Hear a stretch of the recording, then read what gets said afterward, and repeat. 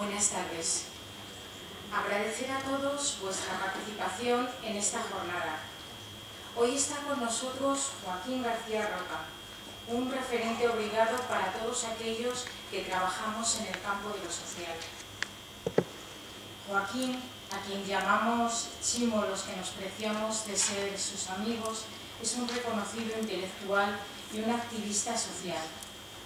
Doctor en Sociología y en Teología, profesor en la Facultad de la Universidad de Valencia de Ciencias Sociales y profesor invitado de distintas universidades latinoamericanas, especialmente la UCA en El Salvador, doctor honoris causa por la Universidad Bolivariana de Chile, es uno de los más reconocidos intelectuales en el campo de la solidaridad y del voluntariado. Además de su intensa labor intelectual, que le lleva a impartir decenas de conferencias anuales y multiplicarse en numerosos foros y jornadas como el de hoy, tiene una extensa labor en el ámbito de la intervención social. Fue director general de Servicios Sociales de la Comunidad Valenciana.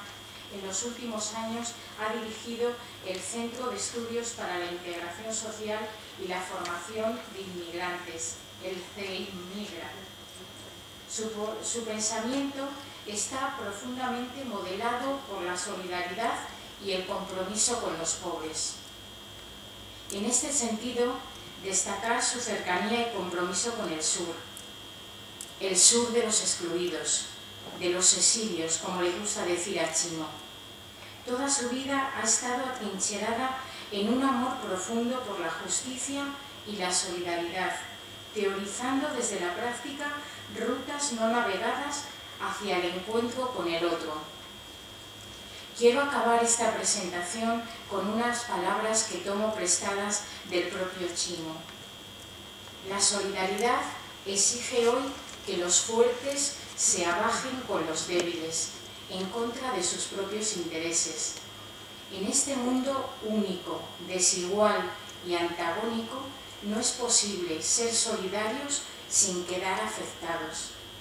Esta solidaridad consiste en organizar todo desde los derechos de los menos iguales. Se trata de abajarse hacia ellos. Le paso la palabra ya a Joaquín. Gracias.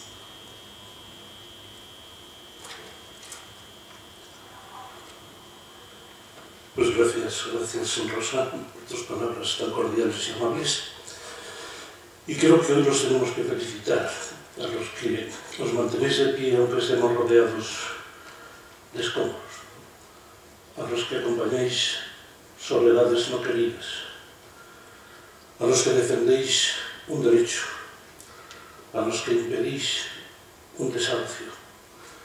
A todos ellos hoy nos sentimos particularmente cercanos en un día que queremos también que sea celebrativo de compartir sobre todo aquello que el Fernando Pessoa nos enseñó a nombrar como las tres certezas, ¿no? La certeza de estar siempre comenzando. Aquí los que estamos tenemos vocación de comienzo. La certeza de que hay que seguir. Los que estáis aquí estáis empeñados en seguir, mientras haya uno que esté ahí, estaremos nosotros de pie y siguiendo. Y la certeza de que probablemente seamos interrumpidos antes de acabar. Es posible. Es posible que la tarea es tan inmensa que estemos siempre sorprendidos de que el nacer siempre y continuamente, porque eso es el vivir humano, nos lleve siempre pues, a apostar por unas utopías, por unos ideales que necesitarán caminar juntos, pero siempre caminar con la certeza de que quizá, como dice el poeta y la canción, quizá ni tú ni yo ni el otro lo lleguemos a ver, pero tendremos que hacer posible que sea. Yo he querido titular esta convocatoria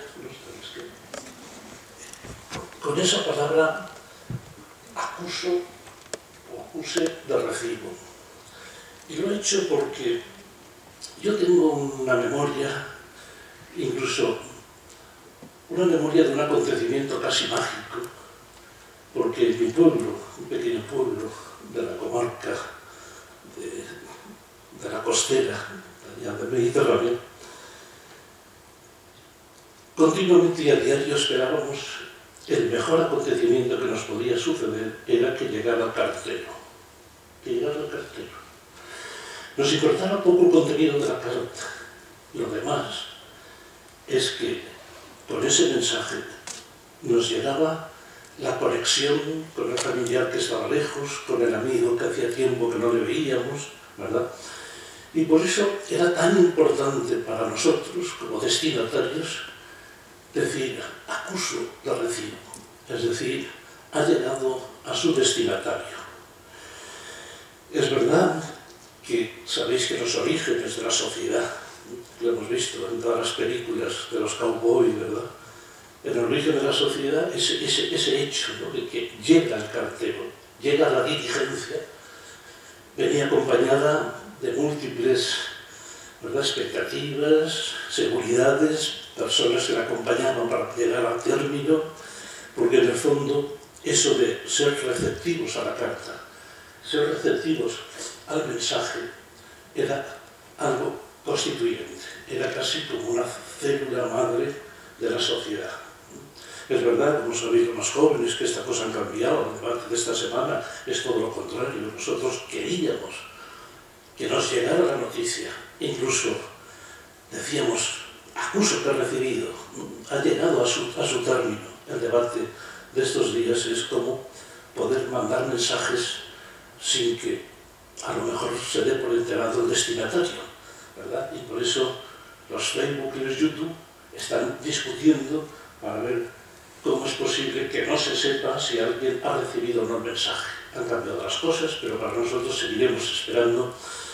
Y en este Día Internacional del Voluntariado creo que vamos sobre todo a profundizar en aquello que yo identifico, a mi modo de ver, con la colaboración de los amigos y amigas que nos van a ayudar, porque queremos que este acto sea también, como habéis hecho en la declaración, ¿verdad?, admirable, estupenda declaración, que sea un hecho coral, ¿no?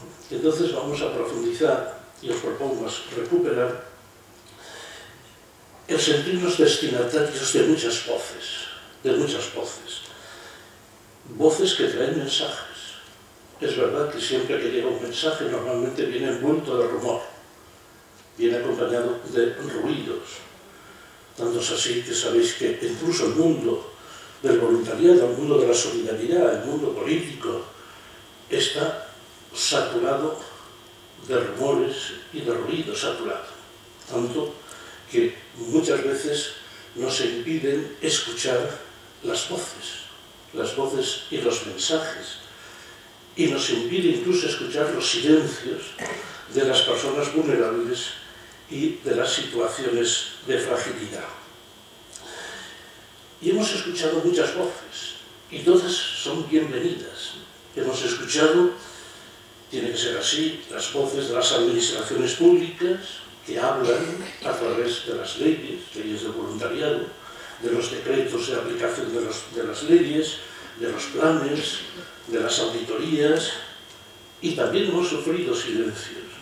Lo habéis dicho maravillosamente en la declaración. Hemos sufrido también silencios en los recortes sociales, en los cierres de algunos servicios, en la utilización del voluntariado como suplencia en un momento crítico y de emergencia. Incluso hemos hablado de las organizaciones, y lo hemos hecho esta tarde, y tenemos que seguir hablando. Y hemos hablado a través de nuestros idearios, son las voces de las organizaciones, son nuestros idearios, a través de los códigos éticos, incluso en los últimos años a través, ¿verdad?, de las memorias y los balances de resultados, y también hemos sufrido silencios. Hemos sufrido silencios incluso insoportables que nos han llevado a muchas organizaciones a suprimir programas, ¿verdad?, a prescindir de personal a través llamarlo como queráis, a través de ERES, ¿no? Y sobre todo nos hemos tenido que ocupar a veces mucho más incluso de nuestra organización que de aquellos a los que acompañan, porque así son los tiempos. Y también hemos hablado, como no, los voluntarios, a través, disponemos hoy de estudios de opinión, nos preguntan si somos o no somos felices cuando hacemos la acción voluntaria, si somos o no somos personas satisfechas. Incluso, pues el año pasado, en esta sala, ¿verdad?, pues hablamos de los retos a futuro del voluntariado en el cambio de época, y también sufrimos silencios. Silencios que en este momento vienen generados por una especie de excedente de angustia, excedente de esa preocupación ante el desbordamiento de las demandas.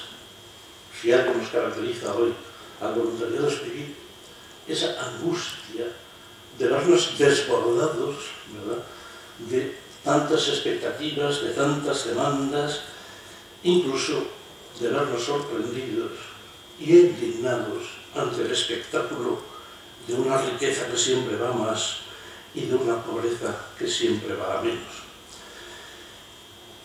¿Por qué lo digo esto? Porque entiendo que tantas voces, administraciones, organizaciones, voluntarios, la crisis, ¿verdad?, tantos rumores producen interferencias. Es así. Cuando en el aire hay muchas corrientes, ¿verdad?, pues nos quedamos sin poder escuchar, ¿no? Más todavía, cuando queremos comunicarnos decimos, hay interferencias, no te oigo bien, ¿por qué no te mueves un poco? O no te muevas. Y así procuraremos escucharnos. Y yo quiero invitaros que en el Día Hoy Internacional del Voluntariado nos acerquemos a otros lugares donde podamos oír esa sinfonía, esa sintonía que nos invite a escuchar las voces de los frágiles. Es decir, vamos a movernos un poco. Hemos oído las voces de las administraciones, de los mercados de lo social, de las organizaciones, etc. Y tenemos siempre, y es nuestro destino y nuestra vocación, estar siempre conectado a las voces de las personas frágiles, incluso de las personas desventuradas. Por tanto, hay que ir más allá de todas esas voces. Pero para eso necesitamos del coro. Esa va a ser la razón por la que hoy, ¿verdad?, en vez de educar yo, vamos a compartir, ¿verdad?, ciertas cartas, ciertos mensajes que nos vienen, yo creo que de lo mejor que tenemos en nuestra historia. Es decir, que hemos ido siempre venciendo fronteras. El final del siglo pasado, el principio de este, se ha caracterizado en el voluntariado por la emergencia de los sin fronteras. Ingenieros sin fronteras, médicos sin fronteras, psicólogos sin fronteras, trabajadores sin fronteras, arquitectos sin fronteras, payasos sin fronteras. Y bienvenidos, porque ha sido el gran indicio de una nueva época. Pero yo os invito hoy a romper la última frontera. Y una última frontera en nuestros días es la escucha y la comunicación. La escucha y la comunicación. Por lo tanto, la conversación en un tiempo en el que el habla y la escucha ha sido sustituida por los gritos, por los tertulianos, por las interferencias. Y por eso los relatos más originales de los voluntarios se escriben siempre así. El género del voluntariado, sabéis que siempre es el relato y la narración. Cuando nos vemos, nos decimos, ¿sabes lo que me sucedió ayer cuando estuve visitando la cárcel, cuando acompañé a enfermos? Y nos contamos. Otros dicen, ¿sabes lo que me encontré? Y así vamos haciendo nuestro gran relato, nuestra gran narración que está siempre hecha, ¿verdad?, de historias contadas, de sorpresas que nos vienen unas veces a través de invocaciones y otras siempre de exploraciones. Amigas y amigos, somos hijos del relato, y no del pensamiento discursivo, no nos va a sobrar, Los discursos no nos sobran, el pensamiento discursivo no nos va a sobrar, pero nosotros somos hijos del relato, por una razón, porque estamos abiertos, los relatos no se cierran, son los cuentos, son las cartas, son la comunicación, ¿verdad? Y por tanto estamos siempre abiertos a la voluntad, al nacimiento, al cambio radical de una situación, a la sorpresa, incluso a la indecible. Permitidme que nos diga que haciendo eso somos los cronistas de nuestra sociedad. Levantamos acta. Somos los notarios de una sociedad que, como habéis dicho en el manifiesto, muchas veces es invisible. Y aquí estamos nosotros para levantar acta. Notarios, cronistas, y con lo cual verificamos las cosas, pero al verificarlas siempre taladramos la corteza para decir hay que mirar más lejos, hay que mirar más lejos. Al final de la crisis que tuvo el siglo XX, muy parecida a la crisis que estamos viviendo ahora, una de las grandes mujeres intelectuales, ¿verdad?, la Hannah Arendt, decía que el futuro iba a ser de los buceadores, la figura del buceador. Se refería a que hay personas que al bajar a las aguas tormentosas, y cuando bajen las aguas tormentosas, recuperan, decía ella, las perlas y el coral. Y por lo tanto, nosotros, sea cual sea la situación, estamos siempre de camino a recuperar aquello que es el aporte de la dignidad, aquello que nos constituyen humanos, aquello que forman, ¿verdad?, esa geografía de los derechos humanos. Y por eso cuando se retiren, amigas y amigos, se retirarán las aguas pantanosas del neoliberalismo ambiental, cuando se muestren el horror de los recortes sociales, cuando se visibilice el sufrimiento evitable y las brechas de desigualdad y sufrimiento evitables, necesitaremos de nuestros relatos. Nos tendremos que hablar. Tendremos que salvar aquello que nos hace fuertes, incluso en el interior de memorias silenciadas. Y por tanto, amigas y amigos, bienvenidos los estudios de rentabilidad económica del voluntariado, bienvenidos los estudios sobre la aportación que hacemos, ¿verdad?, a la solidaridad, al tercer sector, bienvenido incluso las invitaciones a que pertenecemos al gran mercado de lo social. Pero yo os invito y nos proponemos en el Día Internacional del Voluntariado un respiro. No niego nada, pero sí que os pido que podamos también un respiro y un alivio. Y para ello os invitaremos a bucear en la literatura, sobre todo de aquella que ha hecho aportaciones decisivas al mundo del voluntariado.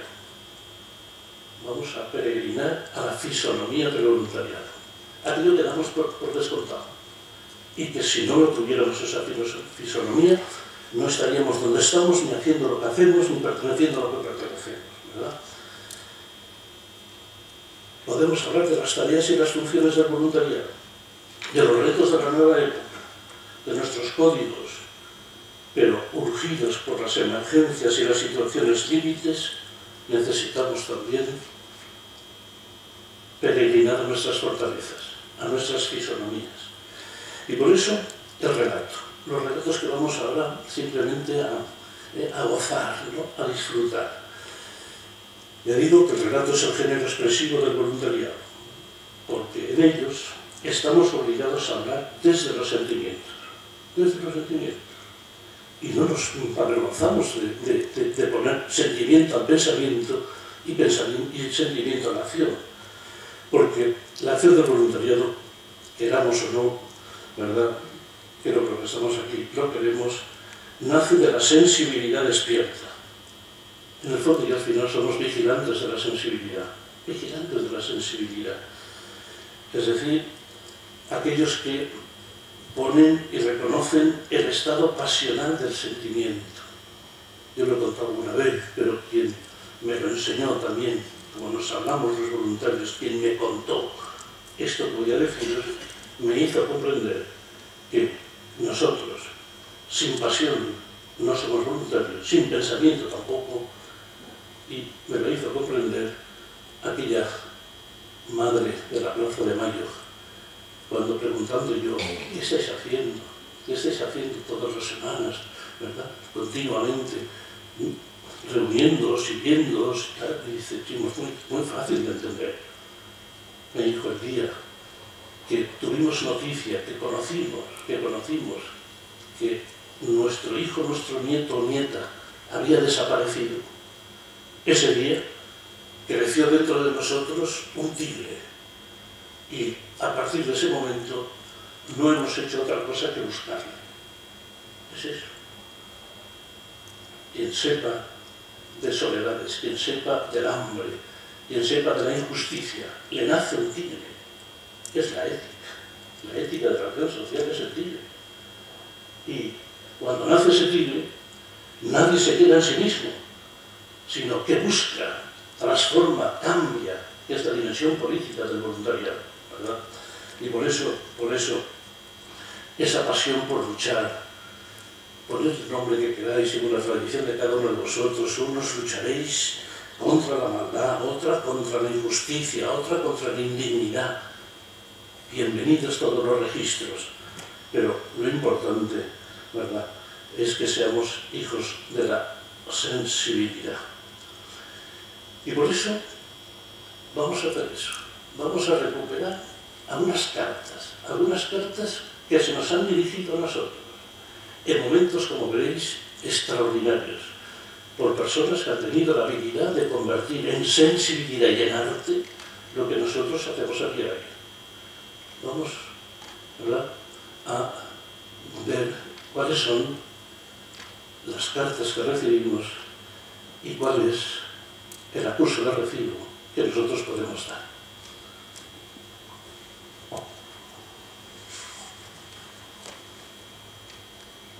Pasamos a ver, como dice Joaquín, algunos de estos testimonios. Haremos el hilo conductor y algunos de los compañeros voluntarios de diferentes entidades van a el testimonio en primera persona de los voluntarios. El primero de los textos pertenece a la secución de la bondad de Vasily Grossman en Vida y Destino, de Insolanis, María Antonia. Vasily Grossman fue el primer escritor y periodista soviético que estuvo preso por negarse a trabajar en la construcción de un campo de exterminio en Rusia. En su libro Vida y Destino relata la guerra más despiadada de la historia, aquella que sacrificó a millones de alemanes y soviéticos. Vivió las atrocidades y barbaries de los campos de concentración y desde su interior fue capaz de percibir el valor de la bondad. A pesar de los sanguinarios intentos por suprimir toda manifestación de humanidad, siempre será posible el despunte de la compasión y la bondad. Aquí, en el campo de exterminio, existe la bondad cotidiana de los seres humanos. Es la bondad de una viejecita que lleva un mendrugo de pan a un prisionero. La bondad del soldado que da de beber de su cantimplora al enemigo herido. La bondad de los jóvenes que se apiadan de los ancianos. La bondad del campesino que oculta en el pajar a un viejo judío. Es una bondad sin testigos, pequeña, sin ideología. Es el primer mensaje.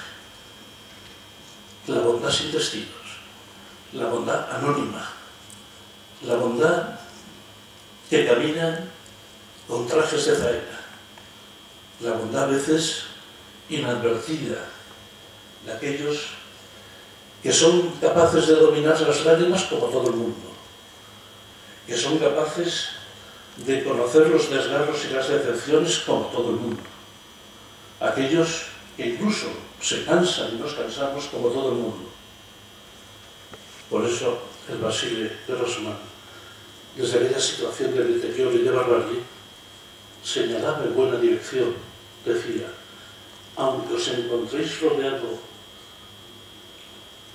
de basura, de sufrimiento humano, de destrucción, siempre tendréis que apostar, decía él, por la bondad que camina en lo cotidiano, la bondad que incluso puede ser insignificante, tan insignificante que siempre camina como latente, la latencia de la bondad, ¿verdad?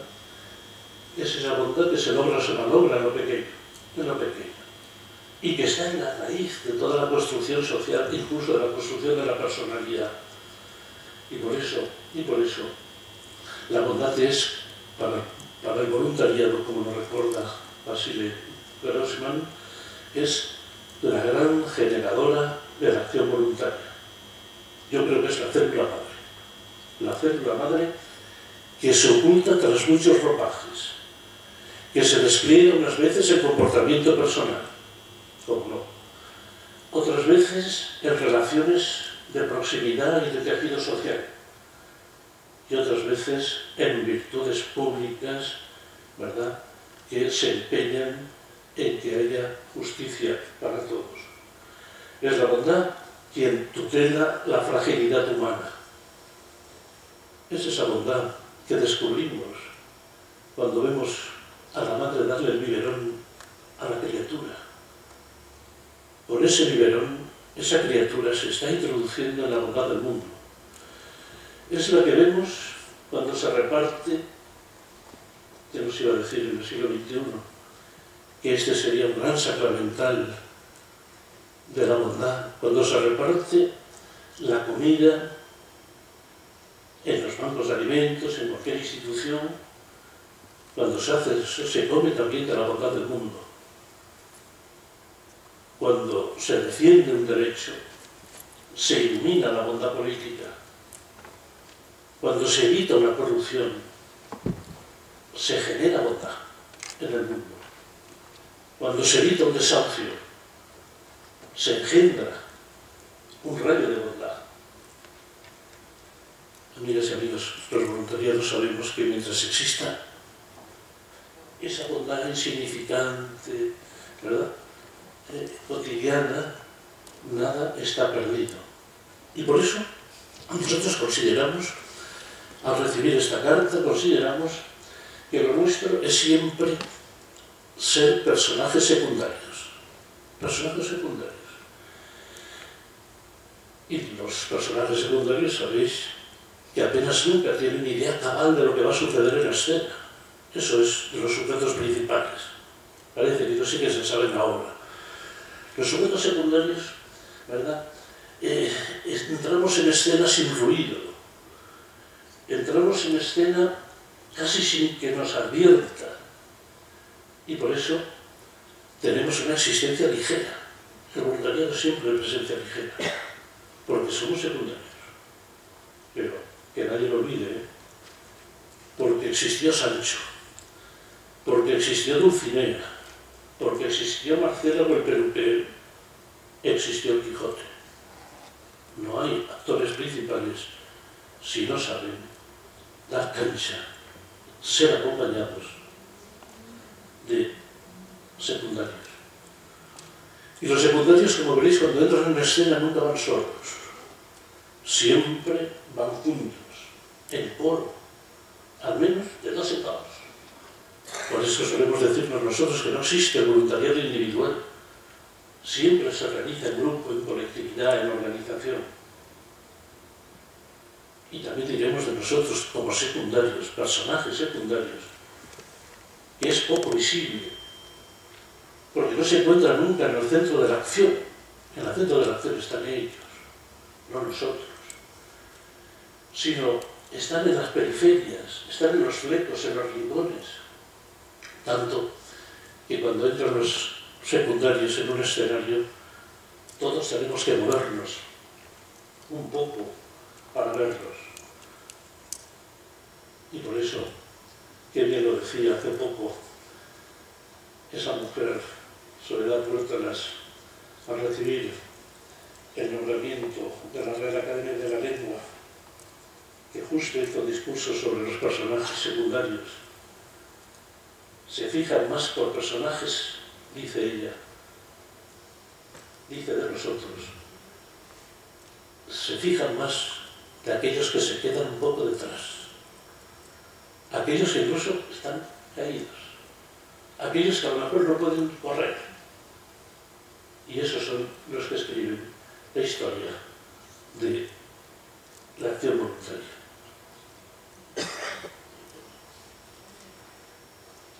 Segunda carta. Carta de Neruda a Mario, el voluntario cartero. Mario Jiménez es un joven de 17 años que un día decidió abandonar la pesca para convertirse en el cartero voluntario de Isla Negra. Allí vive Pablo Neruda, a quien diariamente le lleva la correspondencia. Cuando Pablo sufre el exilio y enferma, necesita el olor de la isla, el ruido de las olas y el sonido de los pájaros. Le escribe a su amigo Mario la siguiente carta. Mercedes.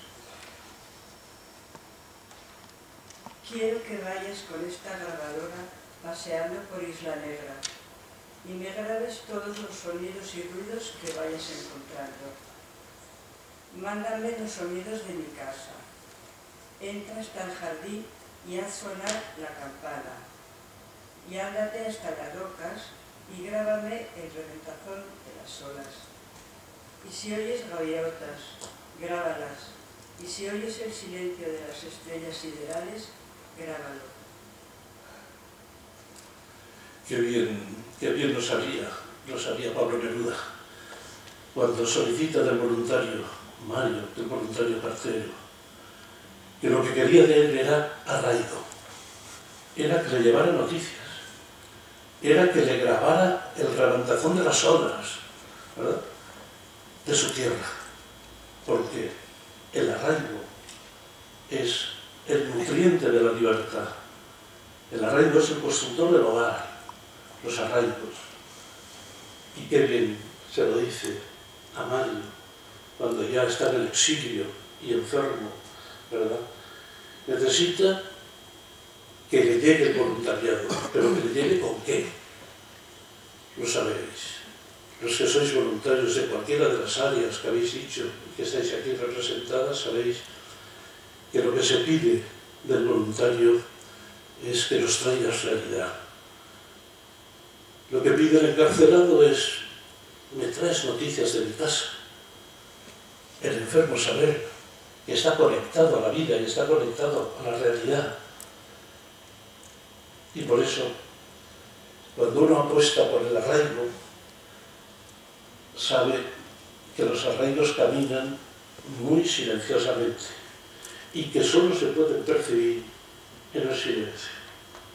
Y por eso los voluntarios somos también residentes de silencios y soportamos muchos silencios. Gritamos cuando tenemos que gritar, pero sabemos callar. Yo recuerdo una escena que me acompaña siempre cuando un grupo amplio de voluntariados decidimos irnos a acompañar aquello que fue en Centroamérica, pues el desastre mayor que ha sufrido Centroamérica, aquel huracán, aquel Mitch, ¿verdad?, que se tragó a 30.000 personas desaparecidas. Cuando un grupo de voluntarios aquel mismo día dijimos: tenemos que ir. Y sucedió algo que para mí es sintomático de uno de los rasgos fundamentales del voluntariado hoy.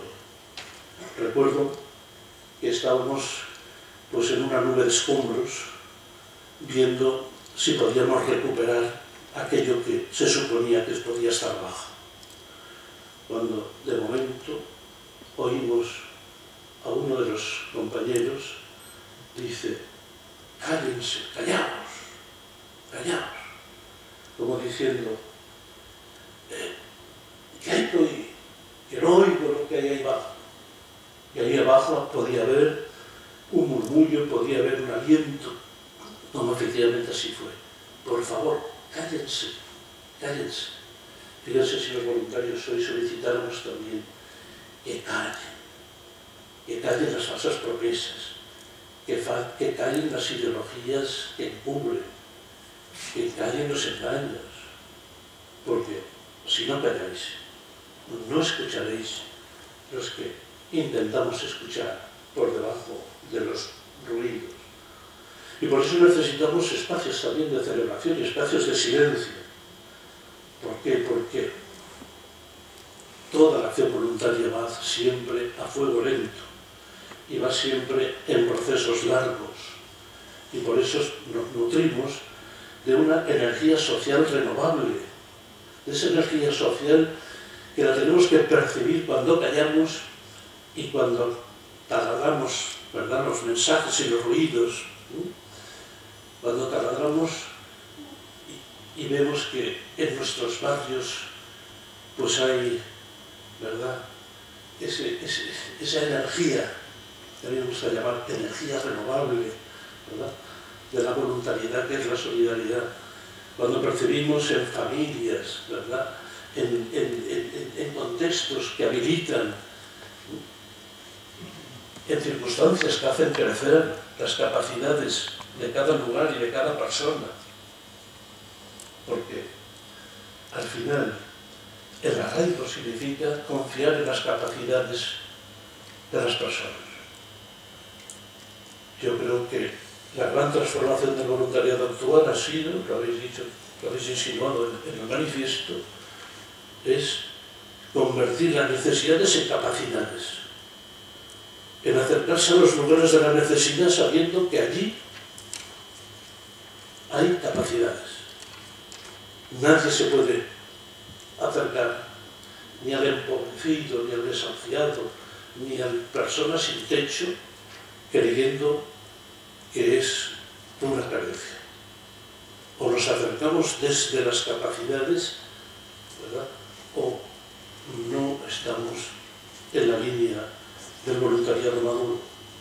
Y por eso el enfoque de las capacidades es el otro nombre del arraigo. Estamos arraigados, pero arraigados en el espacio, en el tiempo, sobre todo en las capacidades. Y por eso, qué hermoso fue y es percibir, porque eso es lo que tenemos que hacer, ¿eh? Ya hay sepultureros que solo saben hablar de destrucción. Nosotros gritaremos contra la exclusión, pero oiremos el clamor, que se escuche en la acción voluntaria, en las personas que quieren levantarse, en las personas que quieren desplegar sus capacidades, que quieren que se les escuche, que quieren hablar. Y eso lo oímos por todas partes. Y tenemos que ser testigos de eso. Algo así como aquella joven judía, la Ethel Hilesum, que también desde un campo de concentración nos hizo ver aquella cosa tan hermosa.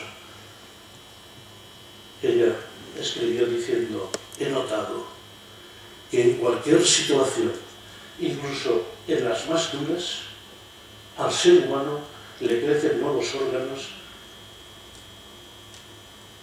para salir adelante. Eso es. No nos conformaremos nunca en la impotencia. Veremos dónde están los nuevos órganos para salir adelante. Carta de García Márquez, Relatos del náufrago. El 28 de febrero de 1955 se conoció la noticia de que 8 miembros de la tripulación del destructor Caldas, de la Marina de Guerra de Colombia, habían naufragado a causa de una tormenta en el Mar Caribe. Uno de ellos apareció moribundo en una playa desierta del norte de Colombia, después de permanecer 10 días sin comer ni beber en una balsa a la deriva. Se llamaba Luis Alejandro Velasco. Contó cómo, impotente, vio ahogarse a sus compañeros, cómo pasó 10 días a la deriva. Aquel náufrago le contó a García Márquez el secreto de la supervivencia. Ricardo. En el origen de todo naufragio está la fatiga con la desesperación. Estás tan cansado que no sabes siquiera que está amaneciendo. Decidí que con lo único que contaba para salvarme era con mi voluntad y con los restos de mis fuerzas. Cuando se está solo en el mar, a las 8 de la noche y sin esperanza, se piensa que no hay ninguna lógica en las palabras del instructor. El náufrago tiene confundido el sentido de la orientación. Pierde los puntos de referencia. No tenía la menor idea sobre mi dirección, mi posición. No sabía si la balsa avanzaba hacia la costa o hacia el interior. El náufrago de Caldas se sentó a escrutar el horizonte por todos los lados. Con la misma esperanza con que esa tarde esperé ver aviones en el horizonte. Estuve esa madrugada buscando luces de barcos. Como no hay puntos de referencia, no se sabe si se avanza o retrocede. Me puse a escrutar en el horizonte. Miré con tanta intensidad que en un momento el cielo se llenó de puntos luminosos. El naufragio nos precipita en un abismo, pero siempre encontré un recurso para sobrevivir, un punto de apoyo, por insignificante que fuera, para seguir esperando. Unas veces era, en medio de aquella soledad infinita, ver la luz de un barco. Otras veces era el reflejo de la luna en las olas. Otras, el ruido de unos aviones, la presencia de gaviotas, el cambio en el color del agua. Hay un instante en que ya no se siente la sed ni el hambre, pero aún no se pierden las esperanzas. Cuando el viento aúlla en el mar, comenta el náufrago, cuando las olas se rompen contra los acantilados, uno sigue oyendo las voces que recuerda.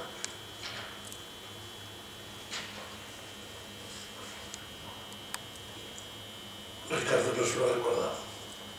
Esa gran metáfora que podemos decir que es la más universal, que es la metáfora del naufragio, que nos sirve para entender nuestro tiempo, tiempos de naufragio, para entendernos también multitud de situaciones a las que acompañamos, de náufragos, incluso para entendernos a nosotros mismos, que también pasamos por muchos naufragios.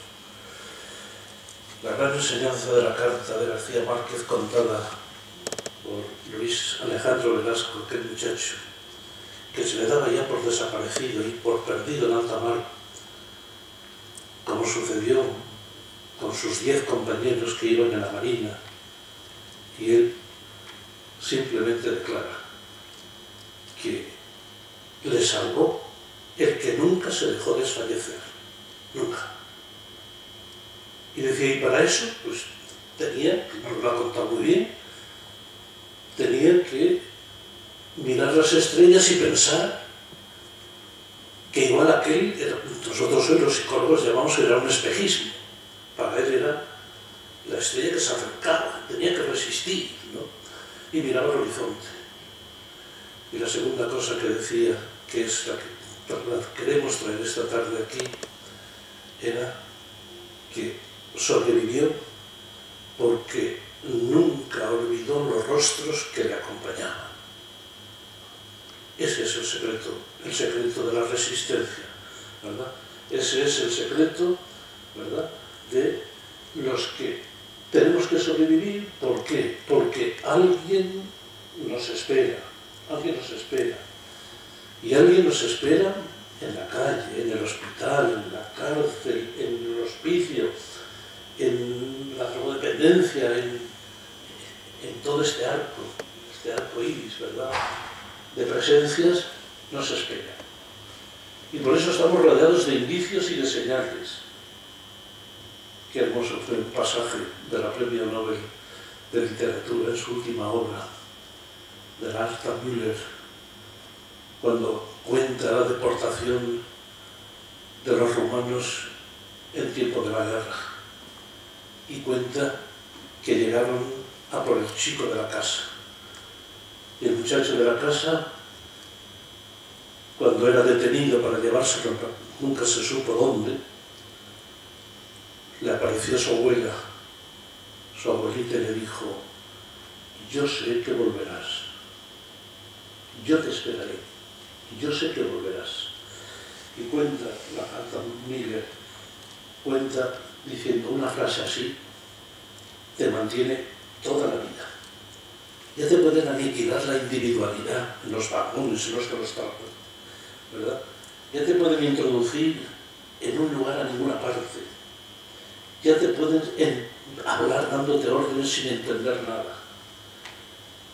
Ya puedes captar incluso el desprecio y la humillación. Y comenta la autora, dice, si mantienes el eco de aquella voz, nace una esperanza difícil de planificar.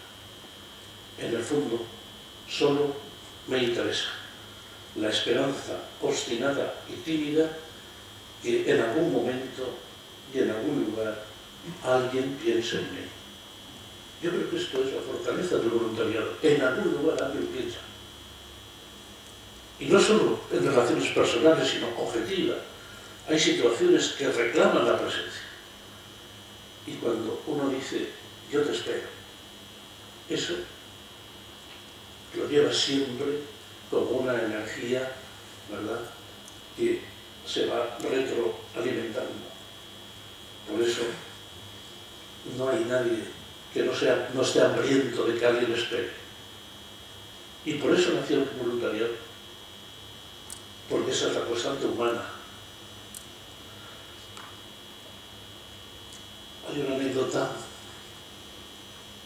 que yo también arrastro conmigo porque me la contó uno de los muchachos en los días que los voluntarios se juntaron en Alcalá de Henares para recordar tantas cosas, ¿no? Sobre todo para recordar aquello tan trágico de la estación de Atocha.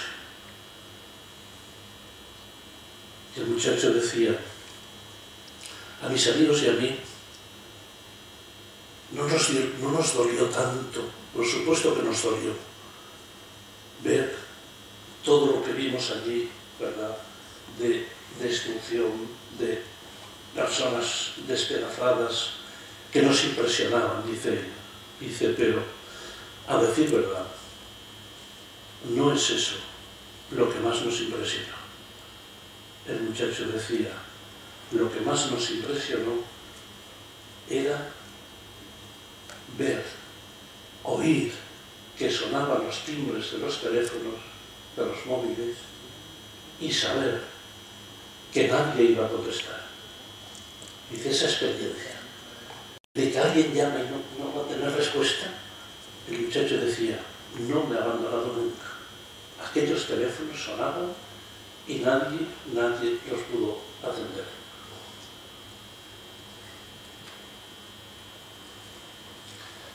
José Luis San Pedro habla así de Mama Ruth, una de las personas que le cuidaron.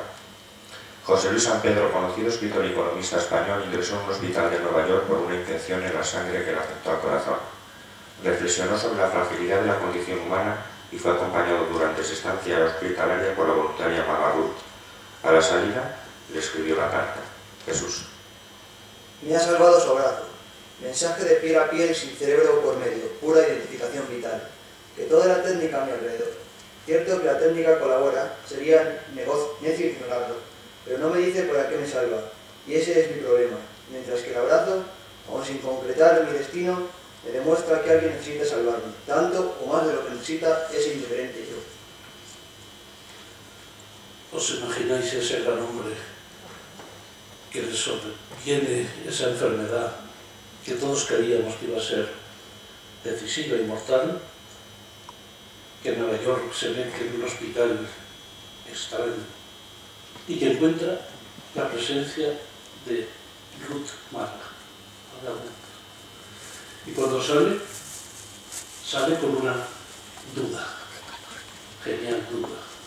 Qué bueno si pudiéramos sembrar esas dudas también nosotros, ¿no? Una duda de quién había estado en el origen de aquella curación. Él, como persona economista, lo conocéis. No podía dudar que era el sistema médico, eran los especialistas.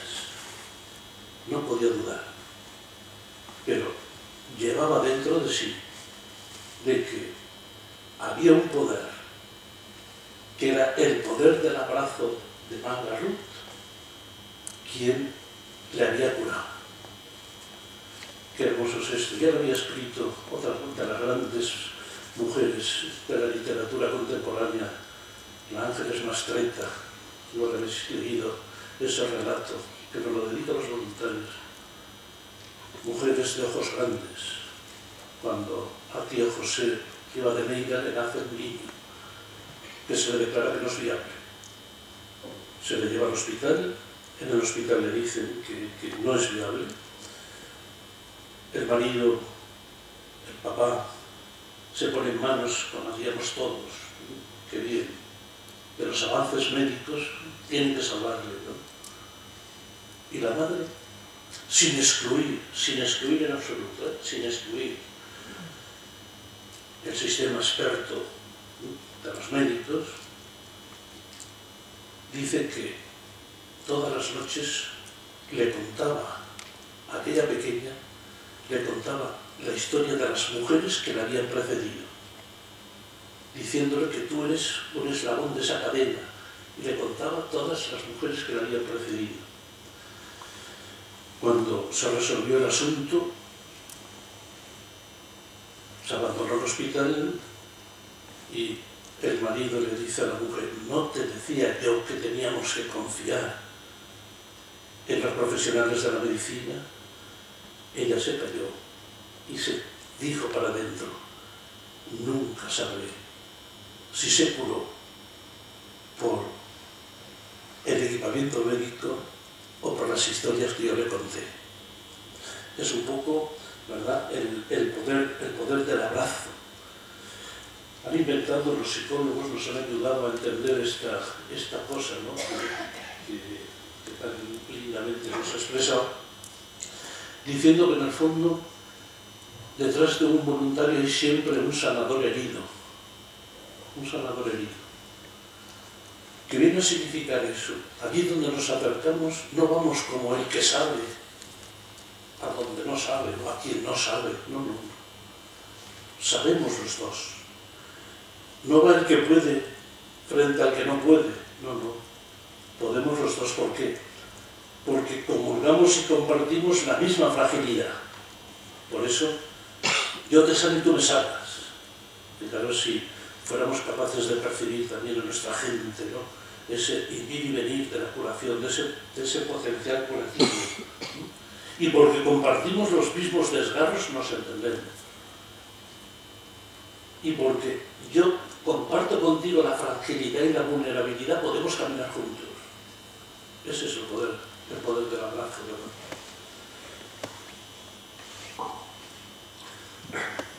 Basif Michel, carta de un inmigrante africano a la sociedad española. Estamos ya tan acostumbrados a ver a los inmigrantes con la mirada desde aquí, desde el otro lado, tras los muros de separación de la valla de Melilla. Michel Basif nos envía una carta para que leamos con la mirada abierta a vivir, a sufrir, a entender, a compartir el drama de la desigualdad. Jonathan.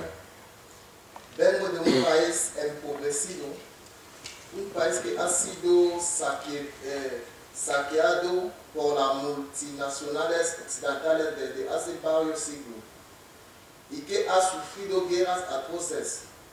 Son estas guerras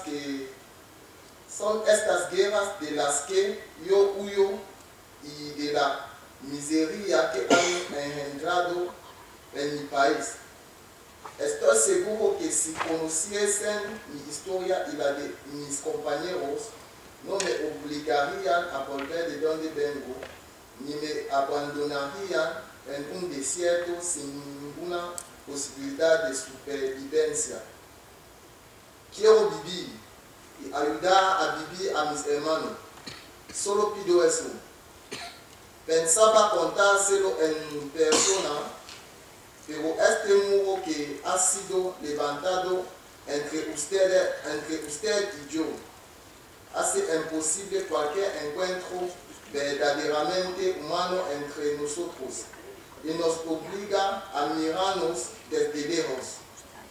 Dado que ya no podemos hablarnos, permítanme mirarles a los ojos a través de este muro de separación en forma de alambrada. ¿Cuántas alambradas? ¿Cuántos muros que nos invitas, verdad, a taladrar, a romper, ¿no? Ese muro de las grandes desigualdades, ese muro de la desigualdad que desplaza en el mundo a millones de habitantes en pos de un capitalismo salvaje, en pos de unas condiciones de vida, en pos de unos ideales que querían contárnoslo. Si pudiéramos escucharles. Dice, ya que no podemos mirarnos a los ojos, por lo menos, ¿verdad? Ahí os dejo escrito que yo vengo huyendo de las guerras que muchas veces habéis creado vosotros.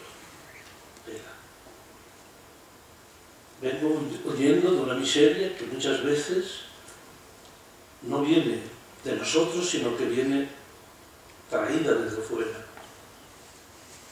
Y por eso estamos terminando decirnos que hay un sufrimiento evitable, un sufrimiento evitable. Esta última carta está escrita por alguien que ha vivido la doble ausencia. La doble ausencia. Y lo que pide es esa justicia que desde tiempos inmemoriales piden los humanos.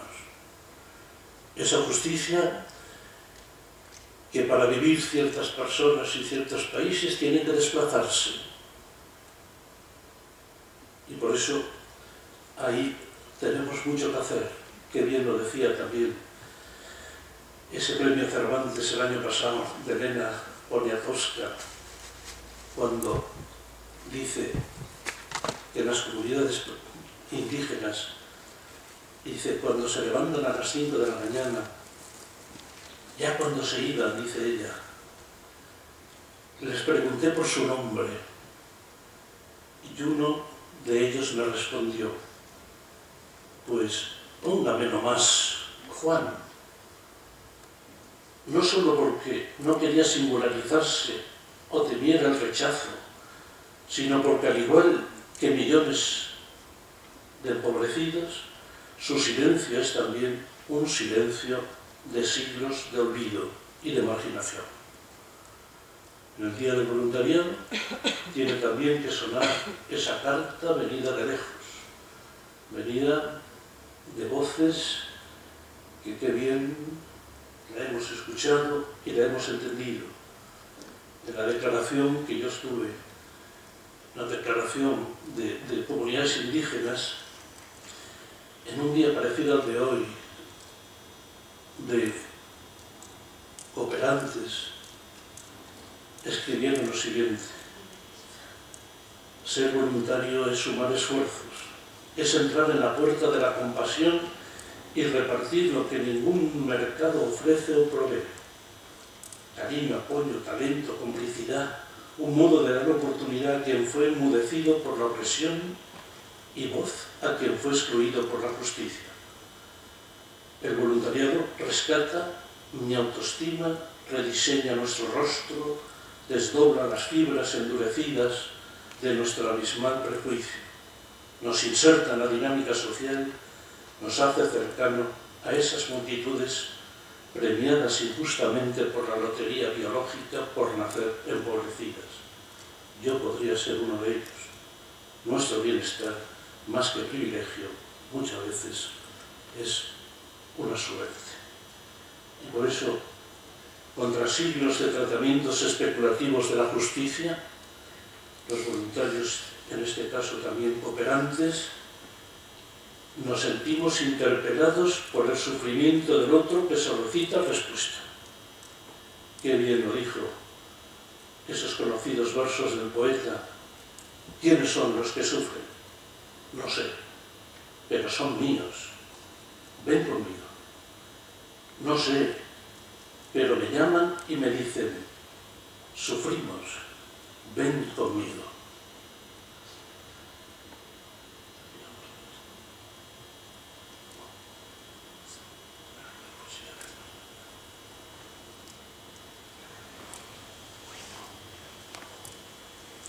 De Mario Benedetti.